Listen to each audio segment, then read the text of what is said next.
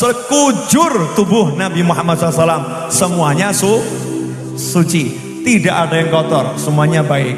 Makanya semua yang keluar dari Rasulullah itu baik, termasuk anak beliau, Fatimah bad'atun minni. Fatimah itu adalah sebagian dari diriku. Siapa menyakiti Fatimah, maka dia telah menyakiti aku. Siapa nyakiti Fatimah, dia menyakiti aku. Karena Sayyidah Fatimah radhiyallahu anha berasal dari tubuh Nabi Muhammad sallallahu alaihi wasallam, anaknya Rasulullah, putrinya Rasulullah. Sayyidina Hasan dan Husain keluar dari perutnya Sayyidah Fatimah, dari rahimnya Sayyidah Fatimah muncul Sayyidina Hasan dan Sayyidina Husain radhiyallahu taala anhuma, dua buah hati Nabi Muhammad sallallahu alaihi wasallam. Rasul pun memeluk Hasan dan Husain. Rasul mengatakan, ya Allah, aku mencintai keduanya, cintailah orang yang mencintai keduanya. Modal cinta dengan Sayyidina Hasan dan Husain, dapat cintanya Allah Ta'ala berkat didoakan Nabi Muhammad sallallahu alaihi wasallam. Para ulama mengatakan tidak ada satu amal pun yang bisa mengejar derajatnya orang yang mencintai Hasan dan Husain. Karena dengan sholatnya belum tentu dapat cintanya Allah, dengan puasanya belum tentu dapat cintanya Allah, dengan sedekahnya belum tentu dapat cintanya Allah, karena masih dibutuhkan keikhlasan dan lain sebagainya. Tapi kalau mencintai Hasan dan Husain, langsung pasti dapat cintanya Allah, karena langsung sudah didoakan Nabi Muhammad sallallahu alaihi wasallam, cintailah orang yang mencintai keduanya. Enak atau enggak enak ini? Enak. Sayyidina Hasan dan Husain punya anak.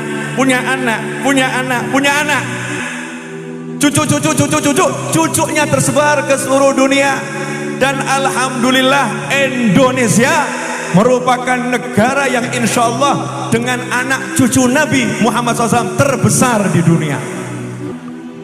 Gak ada yang lebih banyak di Indonesia, terbesar di dunia. Bangsa ini akan aman, bangsa ini akan sejahtera, bangsa ini akan makmur selama anak cucu Nabi Muhammad SAW tidak diganggu, tidak diusik, dimuliakan, dicintai, disayangi. Karena apa?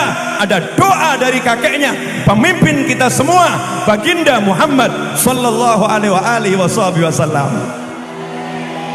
Nah, tapi kalau udah mulai gaya, Habib kok seperti itu. Nah, ini santri gaya. Ya, umat Islam mulai gaya, mulai mengkoreksi Habibnya, mulai mengkoreksi ulama-ulama dari anak cucu Nabi Muhammad SAW. Orang yang seperti itu mirip dengan iblis. Mirip dengan iblis. Pangkatnya, ilmunya ditunjukkan untuk mengoreksi anak cucu Rasulullah. Lupa kalau kakeknya mendoakan siapa yang mencintai keduanya, cintai. Dan siapa yang menyakiti keduanya, aku benci, ya Allah, benci mereka. Mau pamer apa? Mau pamer apa coba? Makanya tolong semuanya sadar, jangan ikut-ikutan orang yang tidak mencintai keluarga Rasulullah. Kadang gara-gara pangkat, gara-gara jabatan, gara-gara kedudukan, gara-gara harta, gara-gara ilmu, kita lupa ajaran para kiai, lupa ajaran para ulama. Bagaimanapun anak cucu Nabi, jangan komentar, cintai, selesai.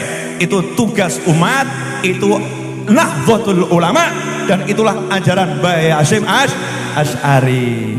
Mungkin timbul pertanyaan, Bib, apa enggak didakwahi? Nah, ya toh, apa enggak ditangkap kalau salah? Ya kan Pak ya? Ya namanya orang bersalah. Fatimah itu kalau sampai mencuri, aku potong tangannya, sabda Nabi Muhammad SAW. Hasya wa kallah. Dan tidak mungkin Fatimah mencuri. Artinya hukum harus ditegakkan kepada siapapun yang bersalah. Tapi tidak boleh hati ada kebencian. Paham? Amar ma'ruf harus disampaikan. Kamu nggak boleh lo judi, kamu nggak boleh zina. Siapapun orangnya, penjudi pezina nggak boleh dihina. Kamu mabuk neraka, kamu nggak boleh ini. Orang biasa aja nggak boleh. Kamu ini ya zina terus, neraka buat kamu. Ada orang zina ada begitu kan, nggak boleh. Ada kaidah dalam amar ma'ruf nahi mungkar. Cukup kamu nilai perbuatannya, jangan pernah nilai orangnya. Jangan pernah nilai orangnya. Siapapun orangnya dari umat Rasulullah SAW, perbuatannya seperti apapun, cintai, sayangi. Pemabuk, cintai. Orang yang berzina, cintai. Benci apanya? Zinanya. Benci apanya? Mabuknya. Tugas kita apa? Sampaikan. Jangan berzina, jangan mabuk. Wa ma 'alaika illal balagh. Jangan mencela, jangan mencaci, jangan memaki seorang muslim pun. Seorang muslim pun. Paham atau gak paham? Ini belum ceramah loh ini. Ini baru muqaddimah. Karena akhir zaman ini banyak orang lupa. Banyak orang lupa. Bener lupa. Lupa gara-gara macam-macam jadi lupa. Gara-gara macam-macam jadi merasa punya sesuatu. Kemudian dia berani menghakimi anak cucu Nabi Muhammad SAW. Dan jangan macam-macam dengan semua yang dicintai Rasulullah. Al-ulama warathatul anbiya. Kalau namanya kiai cinta sama Habib, maka kata Rasul, Salman minna ahlal bait. Salman itu orang Persia, orang biasa. Sama Nabi dibilang itu keluarga saya, itu ahlul bait saya. Kenapa? Karena Salman sangat cinta kepada keluarga Nabi Muhammad Sallallahu alaihi wasallam. Kalau kiai cinta keluarga Nabi, sama Nabi langsung dimasukkan, engkau keluargaku. Enak atau? Makanya jangan ngaku-ngaku jadi Habib, kurang kerjaan. Nggak perlu ngaku jadi Habib. Ya cukup jadi orang yang cinta Habib, nanti otomatis udah jadi Habib dalam pandangan Nabi Muhammad SAW. Meskipun nasabnya bukan Habib. Jelas? Halo. Mohon maaf, ilmu yang satu ini sudah tidak banyak yang nyampaikan. Kalau kiai dulu disampaikan digandeng anaknya, Habib Ambungen. Berkah dunia akhirat, cintai Habib. Itu kiai dulu begitu. Kalau anak muda zaman sekarang, tontok se Habib sopo. Tontok se Habib sopo. Nok cocok gak apa-apa, gak cocok tinggal no. Kurang ajar iku Habib iku. Masya Allah. Na'udzubillah min dzalik. Jangan lupa, umat Islam di jagat raya sholatnya tidak akan diterima oleh Allah Subhanahu wa ta'ala. Meskipun sholatnya nangis sampai keluar air mata darah, kalau tidak mau mendoakan Habib. Oh mungkin rotok bingung ya, emang di sholat ada mendoakan Habib? Wonten. At-tahiyatul mubarakatus salawatut tayyibatu lillah. Assalamu alayka ayyuhan nabiyyu wa rahmatullahi wa barakatuh. Assalamu alayna wa ala ibadillahi salihin. Nanti terus lanjutannya syahadat, kemudian apa? Solawat. Solawatnya bagaimana? Allahumma salli ala sayyidina Muhammadin wa ala.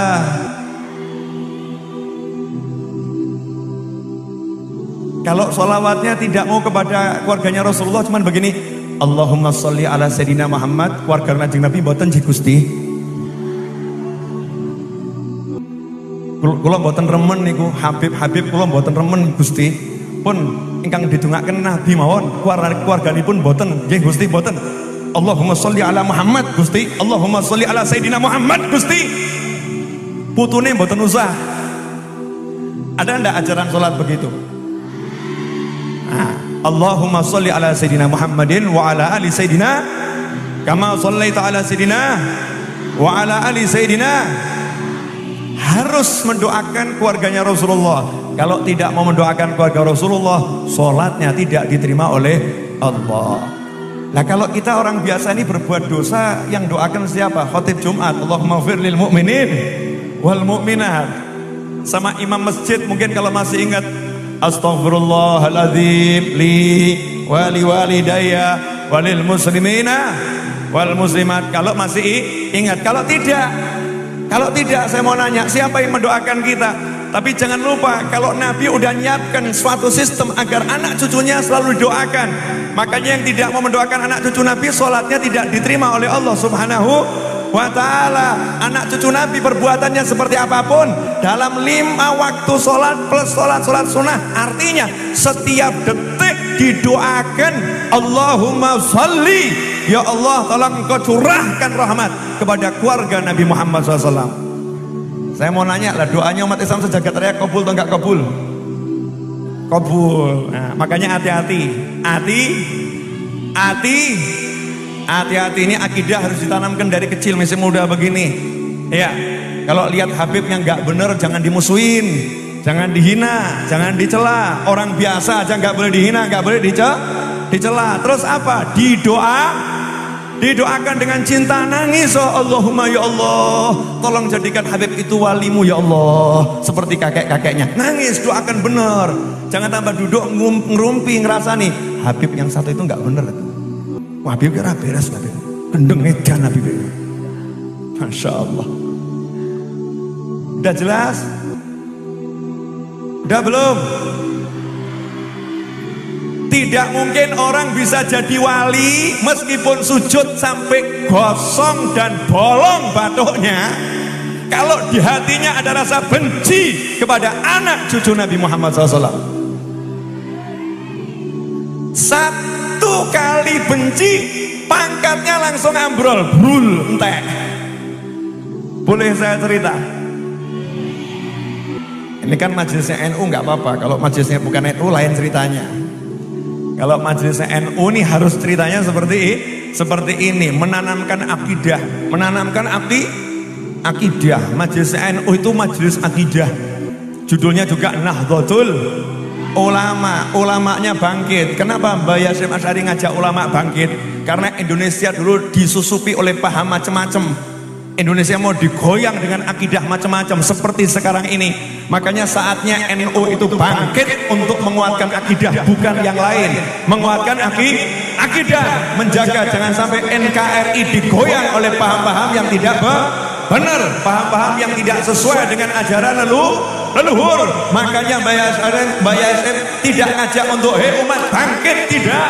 Tapi Nahdlatul Ulama, hei para ulama ayo bangkit. Kalau ulamanya udah bangkit, otomatis umatnya akan bangkit.